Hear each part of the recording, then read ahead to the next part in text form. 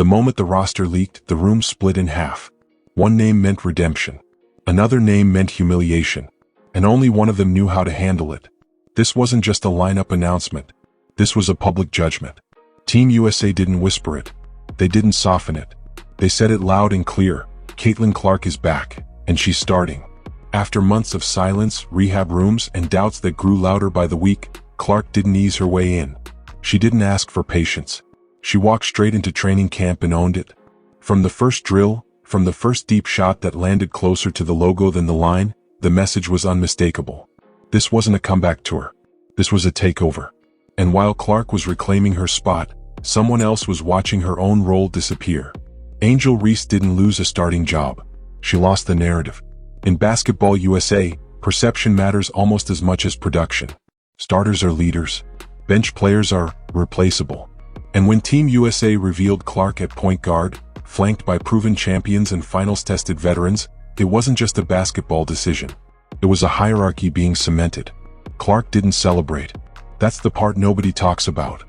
No chest pounding. No smug grin. Just quiet focus. Because when you've spent months injured, you don't feel entitled to anything. You feel lucky to be standing. But Reese? Different story.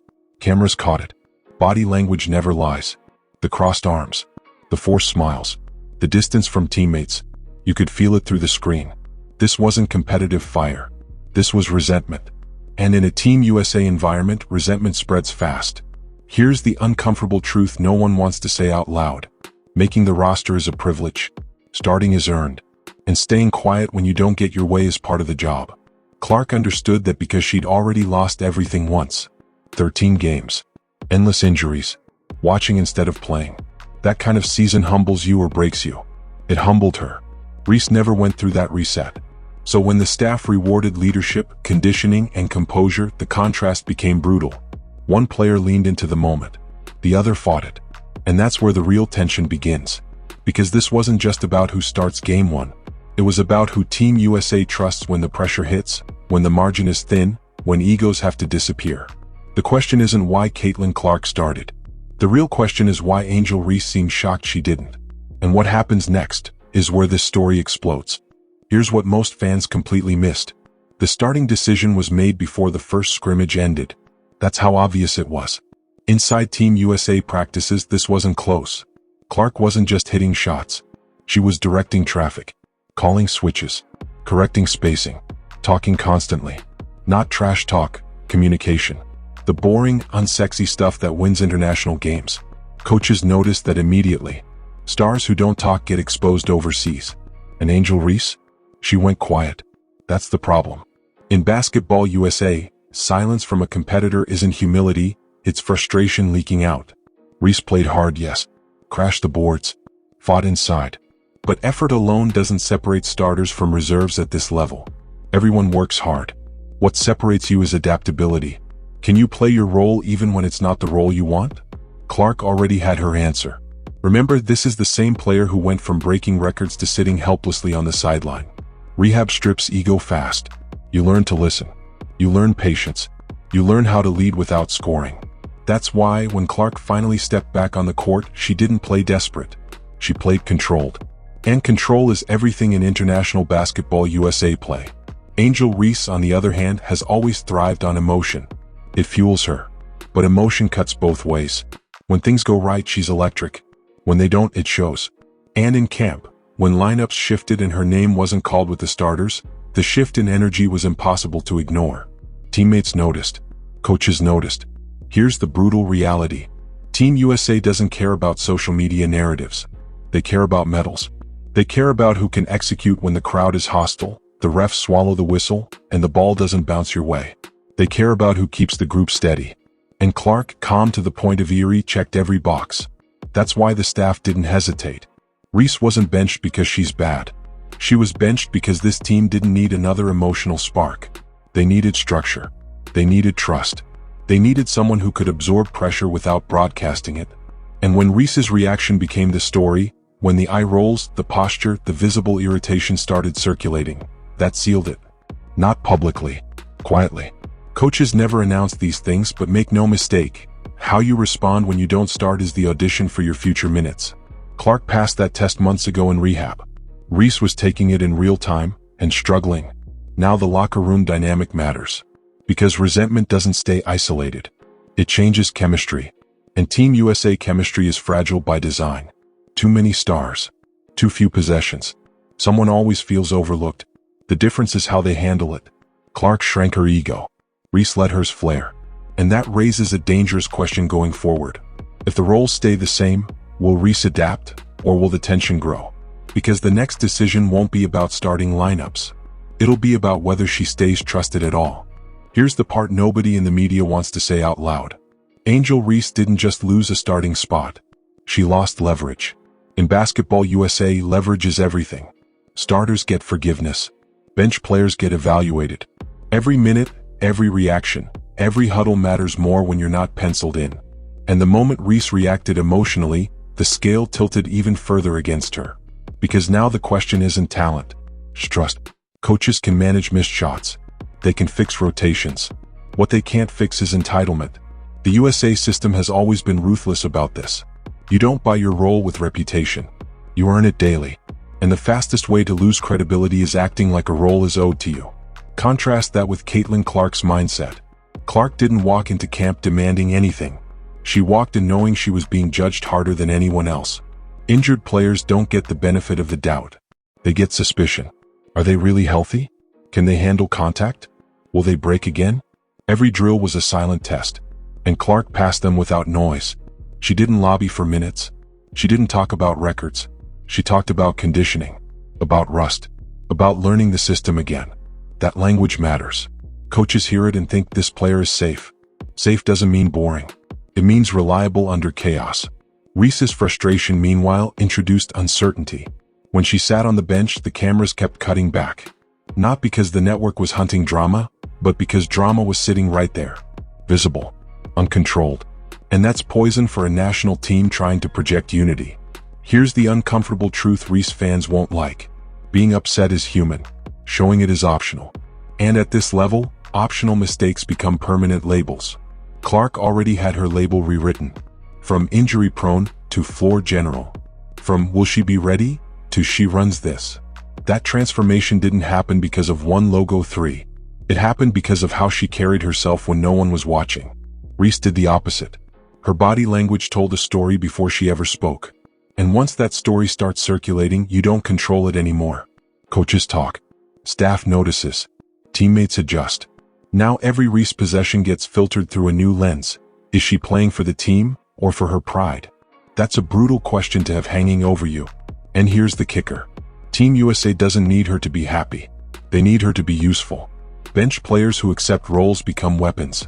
Bench players who resist roles become liabilities. It's that simple. The margin for error is razor thin, and resentment shortens it even more. Clark's rise wasn't about Reese's fall. But Reese's reaction turned it into a comparison. And comparisons at this level are unforgiving. Because now the coaches aren't just watching how Reese plays. They're watching how she responds when she doesn't play. And the next move they make won't come with a press release. Here's where this situation stops being about basketball and starts being about survival. Because once you're labeled difficult inside a Team USA environment, the clock starts ticking. Not publicly, quietly. Coaches don't confront you. They don't argue. They just stop calling your number. Fewer minutes here. Shorter leash there. One mistake and you're pulled. Not as punishment, but as risk management. Team USA doesn't gamble on chemistry. They eliminate threats to it. And Angel Reese was dangerously close to crossing that line. Let's be clear. No one expects her to clap like a cheerleader on the bench. That's not the standard. The standard is control. You can be unhappy. You just can't make it everyone else's problem. And the second camera started catching frustration instead of focus, it stopped being an internal issue. Meanwhile, Caitlin Clark was doing something far more dangerous to Reese's standing, without saying a word. She was making the game easier for everyone else. That's the fastest way to win over a locker room. Clark pushed tempo when needed, slowed it down when things got messy. She got stars the ball where they liked it. She didn't hunt shots. She hunted efficiency. And in Basketball USA play, where spacing and timing matter more than raw athleticism, that skill is gold. Teammates trust players who make their jobs easier. Reese's game, by contrast, demands adjustment. It's physical. It's emotional. It's high usage. That works when you're the focal point. It becomes tricky when you're part of a machine. And when the machine is already running smoothly without you starting, the burden shifts onto you to fit in, not the other way around. That's the power shift nobody talks about. Once Clark proved she could run the offense and keep egos calm, the staff didn't need to force anything. The hierarchy settled naturally. And Reese's frustration only highlighted how little leverage she had left. Here's the brutal math. Starters shape culture. Bench players must adapt to it. Reese looked like she wanted the culture to adapt to her. That never works with Team USA. Now add another layer, future tournaments. Coaches don't just think about today. They think about reliability years ahead. When cuts come later, they don't remember box scores. They remember moments, reactions, energy. Who stayed professional when things didn't go their way. Clark is building a reputation as low maintenance, high impact. That label opens doors. Reese risks earning the opposite. And once that narrative sets, it follows you. Across camps, across rosters, across conversations you're not in the room for. This is the fork in the road. Reese can recalibrate, accept the role, dominate in limited minutes, let performance speak. That path is still open, but it's narrowing fast. Or she can keep fighting reality, and reality always wins. The scary part? She might not even realize how close she is to being defined by this moment. Because the next decision Team USA makes won't be announced on TV. It'll happen behind closed doors. And by the time fans notice, it'll already be too late. Here's the moment that changed everything, and almost no one noticed it live. It wasn't a made basket. It wasn't a highlight. It was a timeout. During a tense scrimmage, the offense stalled. Possessions got sloppy. Voices overlapped. That's usually when egos flare. Instead, Caitlin Clark stepped into the huddle and did something rare. She simplified. One sentence. One adjustment. No emotion. No blame. The group nodded. They executed. The run flipped. That's when the staff locked in. In Basketball USA, leadership isn't volume. It's clarity under pressure. Clark wasn't trying to be the star. She was trying to solve the problem. And problem solvers become untouchable. Now look at the other side. Angel Reese wasn't in that huddle. She was on the bench, watching the game stabilize without her. And that's a brutal place to be mentally, because it forces a hard truth. The team doesn't need you right now. That realization breaks some players. Others evolve. Reese's reaction leaned toward the first. Her frustration wasn't loud, but it was visible. And visibility is dangerous. Teammates read it. Coaches log it. It shifts how people communicate with you. Fewer passes, fewer chances. Not out of spite but caution. And here's the part that stings the most. Clark didn't replace Reese. She exposed the difference between impact and importance. Reese's strengths are undeniable. Physicality, presence. But those tools matter most when the system bends around you. Team USA doesn't bend. It demands flexibility. And Clark proved she could flex without losing herself. That's why the starting lineup stuck. Now Reese faces a choice every elite athlete eventually confronts. Do you redefine success? Or do you resent the new definition? Because bench minutes don't mean insignificance, unless you treat them that way. Some of the most valuable Team USA players in history weren't starters. They were closers, specialists, emotional stabilizers. They earned trust by owning their lanes. Reese hasn't owned hers yet. Instead, the conversation around her is shifting. Not about rebounds or hustle, but about attitude. And once that shift happens, it's hard to reverse. Clark, meanwhile, keeps stacking quiet wins.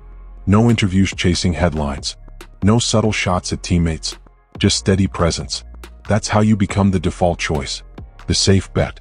The anchor. And when teams chase gold, they choose anchors. What Reese does next will decide whether this moment becomes a footnote or a turning point that costs her future opportunities. Because Team USA doesn't issue warnings. They just move on. And the next cut might not be as forgiving as the bench. This is where pressure stops being external and turns internal. Because once the lineup is set, the real test begins, not on the court but in the mind. Angel Reese now wakes up every day knowing she's being watched differently. Not for points, not for rebounds, for reactions, for discipline, for whether she understands the message without it being spelled out. That's exhausting. And players who don't manage that weight start playing tight. Tight players make mistakes. Meanwhile, Caitlin Clark is playing free. That's the unfair advantage no one talks about. When a player feels trusted, the game slows down. Decisions come quicker. Confidence stops being forced and becomes automatic. Clark earned that freedom by surviving the worst phase of her career in silence. In Basketball USA environments, that kind of mental resilience is currency. Clark already spent months in isolation. Rehab rooms. Empty gyms. Watching games she couldn't affect. That psychological training most players never get until late in their careers. So when pressure arrived in camp, it didn't feel new to her. It felt familiar. Reese doesn't have that scar tissue yet. Her competitive fire has always been fed by momentum and emotion. But international basketball is ruthless to emotional players. The whistle is inconsistent. Physicality is higher. The crowd doesn't care about your reputation. If you can't regulate yourself, the game will regulate you. And that's where Reese is vulnerable. Every minute off the bench becomes a referendum. Miss a rotation? That's lack of focus. Force a shot? That's pressing. Show frustration? That's attitude. Bench players don't get neutral interpretations. Everything tilts negative. Clark doesn't deal with that. She's allowed to experiment, to direct, to fail safely. That's the privilege of being the starter. And once that privilege is granted, it compounds. Here's the cold truth. This isn't a rivalry anymore. It's a divergence. Clark is moving into the role Team USA builds around. Reese is fighting not to be phased out of the conversation. Those trajectories don't intersect unless something dramatic changes. And drama won't help Reese. The only move left is boring excellence. Energy without edge. Production without protest. Leadership without ego. That's hard for players whose identity is built on confrontation. But it's the only path back into trust. If Reese keeps reacting instead of adjusting, the staff won't argue with her. They'll quietly plan without her. That's how Team USA operates. And what makes this moment even more dangerous is timing. Younger players are coming. Hungry ones. Players who watched this camp and took notes. They'll arrive quieter. More flexible. Less entitled. Coaches love that. So Reese isn't just competing with Clark. She's competing with the future. Clark understands that instinctively. That's why she's stacking habits instead of highlights. Why she's building relationships instead of narratives. Why she's already being spoken about like a veteran, not a returning injury case. Reese still has time. But time only helps if behavior changes. Because the next time a lineup decision comes, it won't be about talent at all. It'll be about who made the staff's job easier. And who made it harder. Here's the irony that makes this whole situation uncomfortable. Angel Reese wanted respect. Caitlin Clark earned authority. Those are not the same thing. Respect is loud. Authority is quiet. And in Basketball USA, authority always wins. Coaches defer to it. Teammates follow it. Systems form around it. Clark didn't demand authority, she absorbed it by being reliable when nothing else was. And now the gap is obvious. Reese is still playing to prove something. Clark is playing to manage something. That shift changes how every possession feels. One is chasing validation. The other is controlling outcomes. At this level, only one of those scales. The most telling moment came after practice, away from cameras. Veterans gravitated toward Clark. Not because she's flashier, but because she listens. She asks questions. She adjusts. That's how trust compounds. Reese, meanwhile, stayed mostly isolated. Not intentionally. Emotion creates distance even when no one wants it to. This is how locker rooms quietly sort themselves. Nobody confronts you. Nobody attacks you. They just stop pulling you in. And here's the brutal part Reese might not realize yet. Once you're emotionally outside the core, your on-court role shrinks faster than your stat line suggests. Clark has become central. The staff trusts her to relay messages. Teammates trust her to steady games. That's soft power, and it's far more valuable than raw production. Reese still has hard power. Physicality. Presence. But hard power without buy-in doesn't scale. It clashes. And in a short tournament setting, clashes are liabilities. This is why the bench matters so much. Bench players define chemistry. They either reinforce it or fracture it. Coaches know that. That's why reactions off the court can outweigh contributions on it. Clark already passed that test when she was injured. She learned how to be supportive without being needed. That's a rare skill. And now that she is needed, she's prepared for it. Reese hasn't had to practice that skill yet. And now she's learning it under a microscope. This isn't about punishment. It's about fit. And right now, Clark fits the direction Team USA is heading. Reese fits a different vision. One that demands adaptation if it's going to survive at this level. The scary thing? The staff doesn't need to choose today. They can let time expose everything. Who adjusts, who resists, who internalizes feedback, who externalizes frustration. Time always reveals character. And when that revelation is complete, the decision won't be dramatic. It'll be procedural. One name called, one name not. By the time fans argue about it online, the coaches will already be 10 steps ahead. Reese's story here isn't finished, but it's dangerously close to being written for her. And once that happens, rewriting it becomes almost impossible. This is the phase where reality stops being negotiable. Because Team USA doesn't care about potential feelings down the line. They care about who can be trusted right now. And right now, the separation between Caitlin Clark and Angel Reese isn't skill, it's alignment. Clark aligns with the mission. Reese is still wrestling with the message. Inside Basketball USA programs, there's an unspoken rule. Once coaches stop correcting you, you're already losing ground. And Reese has started receiving fewer direct corrections. That sounds good, but it isn't. It means expectations are quietly lowering. The staff isn't investing energy. They're observing. Clark is still being coached hard. That's a sign of commitment. When coaches believe in you, they push you. They nitpick. They demand more. Clark gets that treatment because she's seen as foundational. Reese, meanwhile, is being allowed to be herself. That's code for figure it out on your own. And here's why that's dangerous. Players who feel misunderstood often double down. More emotion, more edge, more force. But Team USA doesn't reward force without precision. It punishes it. And when Reese tries to impose herself instead of integrating, the gap widens. Clark never imposes. She inserts. That's a massive difference. Clark's presence smooths possessions. Reese's presence can spike intensity, but spikes aren't always what a team needs. Especially not when medals are on the line and mistakes are amplified on the global stage. The staff knows this. That's why Clark's leash is long and Reese's is tight. One wrong read, one visible reaction, one defensive lapse. Bench players don't get grace periods. And here's the quiet truth. Reese isn't being benched because of Clark. She's being benched because she hasn't proven she can thrive without being central. That's the final test of elite adaptability. Clark passed it while injured. She learned how to be valuable without touching the ball. Reese is being asked to learn it while watching someone else run the show. That's far harder. Now the spotlight shifts again. Not to a game, not to a stat line, but to consistency. Can Reese bring the same energy when she plays 8 minutes as she would in 25? Can she celebrate teammates genuinely? Can she respond to setbacks without broadcasting them? Those answers are being logged daily. Clark doesn't have to answer those questions anymore. Her behavior already did. And the longer this contrast plays out, the harder it becomes for Reese to change the perception. Because perception hardens fast at this level. This is no longer about starting. It's about staying relevant inside the system. The next phase will decide everything. Because soon the staff won't be evaluating potential. They'll be making final judgments. This is where the window starts closing, and most athletes never hear it slam. Angel Reese is now in what coaches privately call the decision zone. It's the stretch where opinions stop forming and start solidifying. Up to this point, everything has been evaluation. From here on out, it's confirmation. That's terrifying.